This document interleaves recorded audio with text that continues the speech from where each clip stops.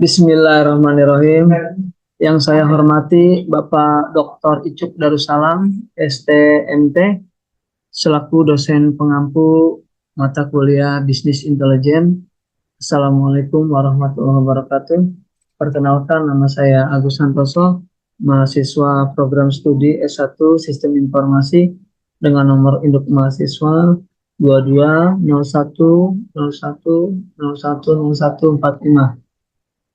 Pada kesempatan hari ini saya ingin mempresentasikan yaitu jurnal penerapan metode bisnis intelijen dengan judul jurnal penerapan bisnis intelijen dalam pengambilan keputusan akademik yang tepat untuk perguruan tinggi dengan memanfaatkan aplikasi feeder PDDikti.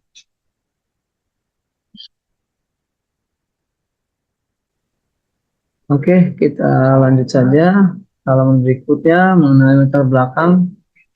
Pengambilan keputusan akademik di perguruan tinggi memerlukan data dan informasi yang akurat sehingga memastikan efektivitas dan kualitas pendidikan. Bisnis intelijen dapat membantu dengan menganalisis data secara mendalam, mengidentifikasi pola, dan memberikan wawasan penting. Aplikasi feeder PDDikti ini dirancang untuk melaporkan data penting seperti informasi mahasiswa, proses pembelajaran, aktivitas dosen, dan data lulusan. Dengan memanfaatkan feeder PDDikti ini, perguruan tinggi dapat memperoleh gambaran yang lebih jelas dan komprehensif yang dapat meningkatkan pengambilan keputusan akademik dan manajerial. Evaluasi pemanfaatan aplikasi ini penting untuk memastikan pengelolaan akademik yang lebih baik.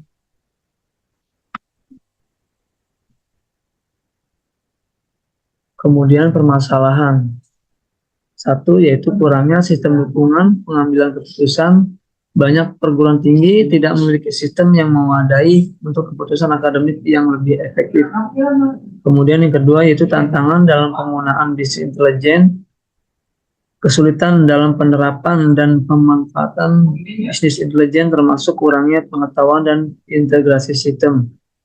Kemudian yang ketiga yaitu efektivitas aplikasi feeder PDDikti ini masih belum jelas seberapa efektif aplikasi ini dalam menyediakan data yang akurat dan bermanfaat untuk pengambilan keputusan. Yang keempat yaitu evaluasi dan implementasi.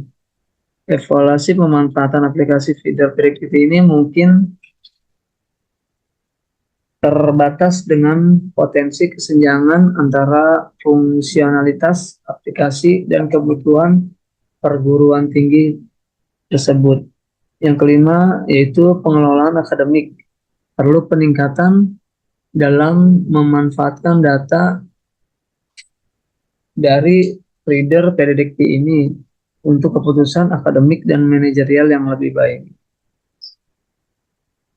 Next yaitu tujuan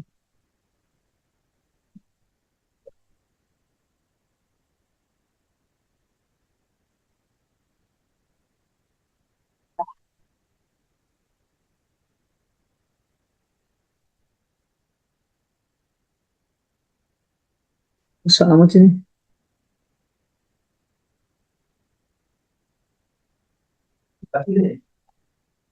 Next yaitu tujuan. Tujuan itu ada 4. Yang pertama yaitu menilai efektivitas aplikasi feeder PDDikti ini. Kemudian mengevaluasi sejauh mana aplikasi feeder PDDikti ini dapat mendukung pelaporan data yang akurat dan bermanfaat untuk pengambilan keputusan akademik di perguruan tinggi. Yang kedua yaitu mengidentifikasi manfaat bisnis intelijen, menganalisis bagaimana bisnis intelijen ini dapat digunakan untuk menganalisis data akademik, mengidentifikasi pola, dan memberikan wawasan yang meningkatkan kualitas pengambilan keputusan. Kemudian ketiga yaitu mengatasi keterbatasan sistem pengambilan keputusan, mengidentifikasi kekurangan dalam sistem pengambilan keputusan saat ini di perguruan tinggi dan memberikan solusi berbasis teknologi untuk meningkatkan efektivitasnya. Kemudian terakhir yaitu yang keempat meningkatkan pengelolaan akademik. menyediakan rekomendasi untuk memanfaatkan aplikasi feeder predikti ini secara optimal dalam meningkatkan pengelolaan akademik dan manajemen di perguruan tinggi. Next, yaitu metode. Yang pertama yaitu studi literatur. Menelaah literatur terkait bisnis intelijen, feeder predikti, dan pengambilan keputusan akademik. Kedua yaitu analisis data sekunder, yaitu mengumpulkan dan menganalisis data dan laporan feeder predikti mengenai mahasiswa, proses pembelajaran, dosen, dan lulusan. Kemudian yang ketiga yaitu survei dan kuesioner, yaitu mengumpulkan pendapat pengelola perguruan tinggi dan penggunaan feeder predikti tentang efektivitas aplikasi ini. Keempat, yaitu wawancara. Kalau kehilangan harus mengadakan wawancara dengan stakeholder seperti dosen dan pengelola untuk memahami tantangan dan manfaat aplikasi. Kelima, yaitu studi kasus, yang artinya menganalisis beberapa perguruan tinggi yang menggunakan feeder predikti untuk mengidentifikasi praktek terbaik. Kemudian yang terakhir yaitu 6, analisis data. Menggunakan analisis kualitatif dan kuantitatif untuk mengevaluasi data dan memberikan rekomendasi periodik.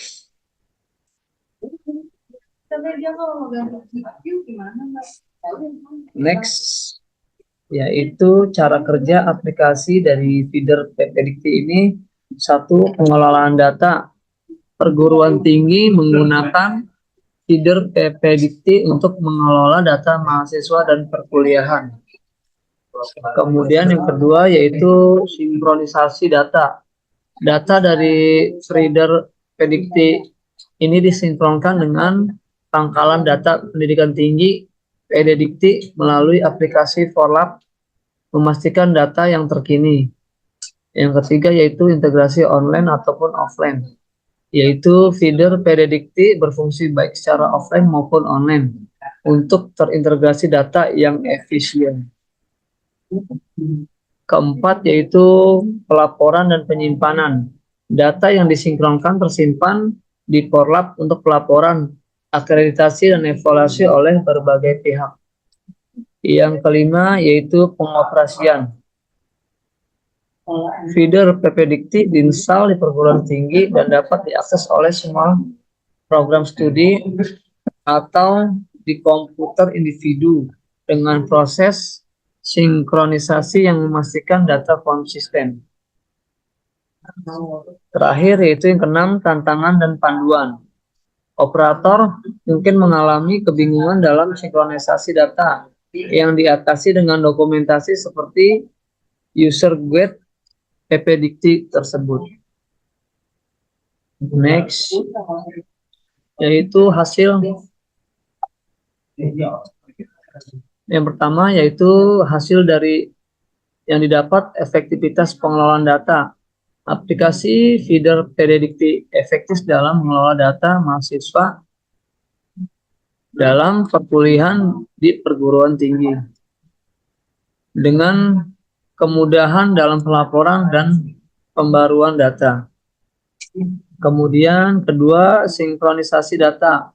Proses sinkronisasi data antara feeder predikti dan Forlab berjalan baik, meskipun terdapat tantangan dalam mengelola sinkronisasi offline maupun online.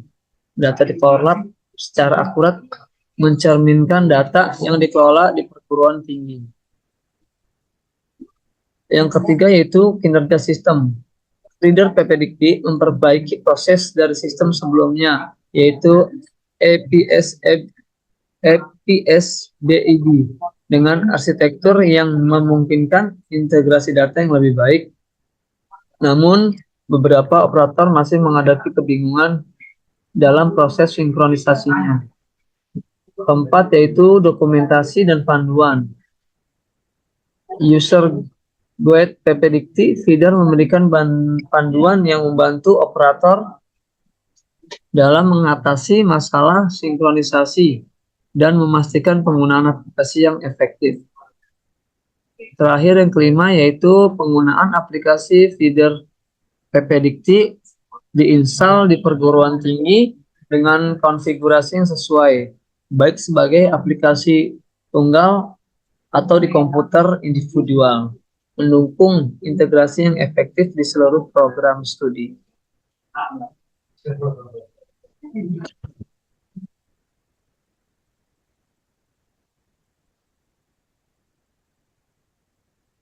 Kemudian next, itu hasil implementasi metode usulan pengelolaan data.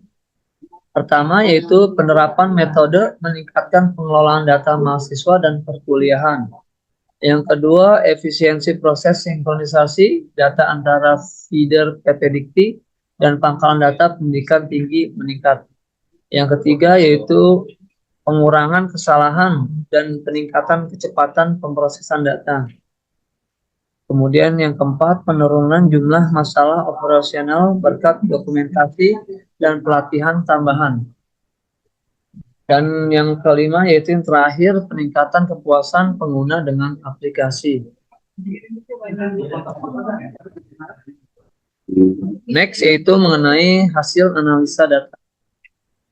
Yang pertama yaitu kualitas dan akurasi data feeder PPDikti efektif dalam mengelola dan memastikan akurasi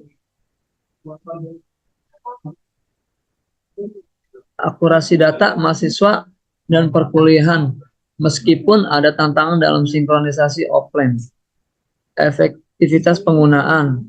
Aplikasi ini mempermudah pelaporan dan pembaruan data dibandingkan sistem sebelumnya yaitu EPSBID.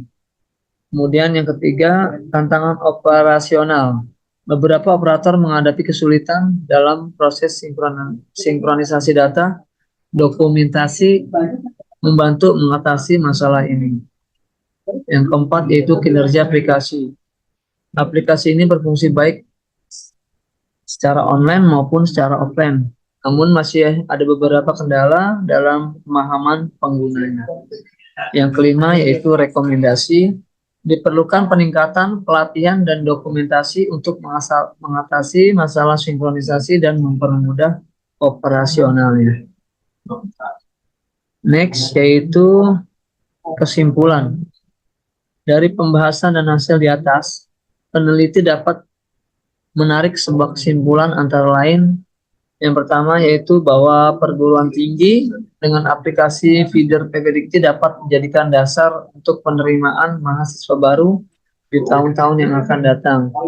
Kemudian yang kedua, apabila akan dilakukan penerimaan mahasiswa baru dengan jumlah mahasiswa yang tidak terbatas atau banyak, maka perguruan tinggi harus diadakan juga penerimaan dosen sehingga bisa memenuhi rasio dosen terhadap mahasiswa. Hal yang harus diperhatikan oleh perguruan tinggi yaitu mengenai rasio kecukupan antara mahasiswa dan dosen sebagaimana telah diatur di Permenristek nomor 2 tahun 2010. Adapun masih terdapat rasio yang tidak sesuai, maka pemerintah juga sudah menyiapkan sanksinya.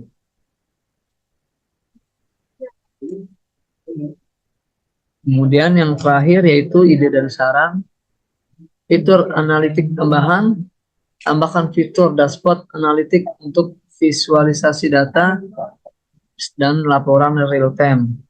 Kemudian integrasi sistem, integrasikan feeder PPDikti dengan sistem manajemen akademik dan keuangan untuk aliran data yang lebih lancar dan tepat. Kemudian pelatihan berkala. Implementasikan program pelatihan berkala untuk operator guna mengurangi kesalahan dan meningkatkan penggunaan aplikasinya. Kemudian mekanisme umpan balik. Buat fitur umpan balik dalam aplikasi untuk laporan masalah dan saran perbaikan dari pengguna. Kemudian optimalisasi sinkronisasi, yaitu kembangkan metode baru untuk meningkatkan kecepatan dan akurasi sinkronisasi soal data. Demikian yang bisa saya paparkan. Kurang dan lebihnya saya mohon maaf. Billahi taufiq wal hidayah. Assalamualaikum warahmatullahi wabarakatuh. Alhamdulillah.